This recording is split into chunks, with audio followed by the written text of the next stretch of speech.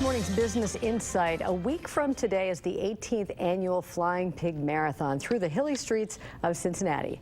The Pig is one of the biggest events in Cincinnati, with nearly 100,000 people attending and nearly 40,000 of those participating.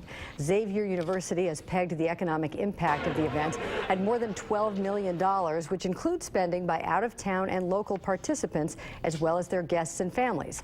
Iris Simpson-Bush, executive director of the Flying Pig, joins Business Courier publisher Jamie Smith to talk about this year's event and the impact it has. Iris and Jamie. Thanks, Peg. Iris, thanks for being here today. Good morning. Happy to be here. It's definitely crunch time for the Pig, right? It's that, for sure. Now, I know a lot of people think about the Flying Pig Marathon. They think about Sunday only. They think there's this huge race on Sunday. It's grown into a weekend-long event, correct? It absolutely has. In fact, Jamie, we have just found out within the past few weeks from Running USA that we are the 13th largest running festival in the country. Oh, that's awesome. Given our market size, yeah, that's pretty impressive. It kicks off on Friday evening with the 1 mile. We have, as most people know, the full, the half, and the 4-person relay on Sunday. But the day that has just grown in leaps and bounds is our Saturday lineup, 10K, 5K. Under the umbrella of the 5K, we have a division, we call it Pig Abilities, for those people with special needs. Very special to watch that event. It is awesome, and we're so happy that we were able to include that. The 5K, throughout the year, we have an initiative we call Team Wellness, where we talk to groups, many of our sponsors, but well beyond that, talk to groups about the importance of a healthy lifestyle. Part of our impetus is to get them from the couch to the start line, and we just want people to move, to exercise and be healthy.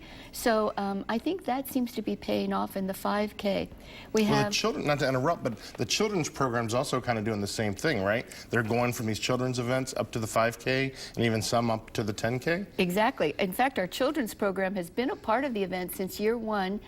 It's now nationally recognized, got a national award for its model.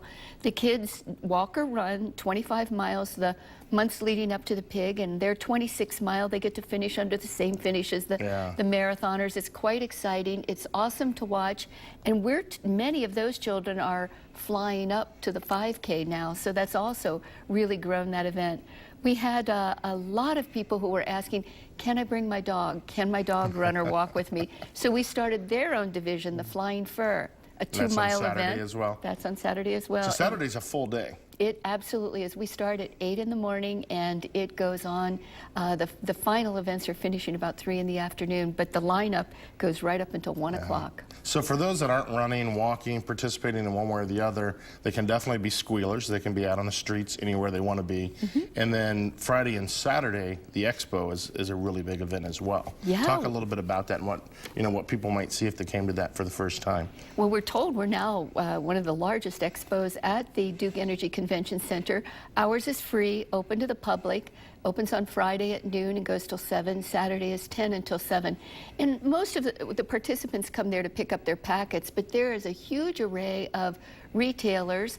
Our very dear partner P&G gives out tons of free and very exciting things. That line forms pretty long. It does, and don't be surprised. We have seen people walking through town with their bags of their rolls of TP, but Charmin is a big sponsor.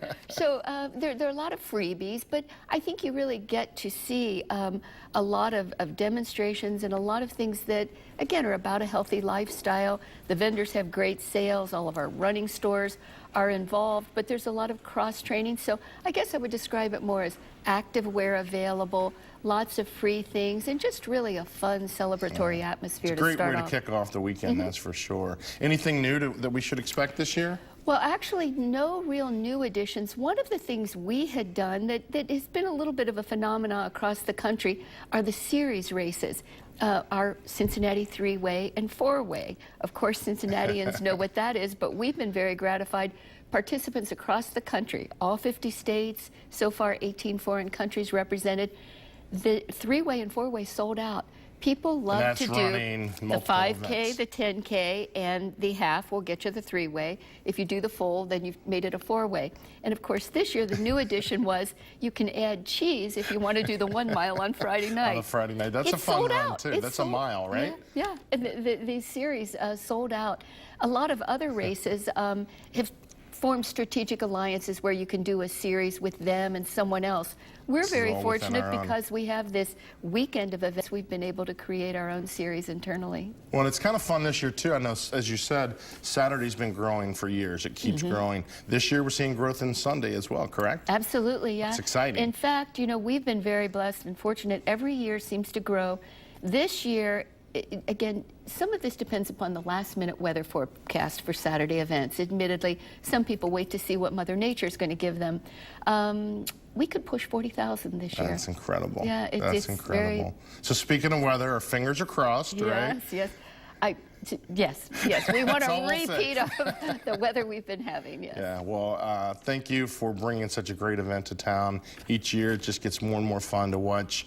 And, you know, part of the fun I have is just watching the out-of-towners come and ask them about the event and just hear, you know, not only the great remarks about the race and the different festival around it, but just the city. So thanks for, you know, helping bring new people to see Cincinnati. You know, it's truly an honor, and I sometimes even say, at the risk of being corny, it's really a labor of love. I feel honored to get to be a part of this event. Well, good. Well, thanks a lot for taking time out today, and we'll see you next weekend. Thank you. All right.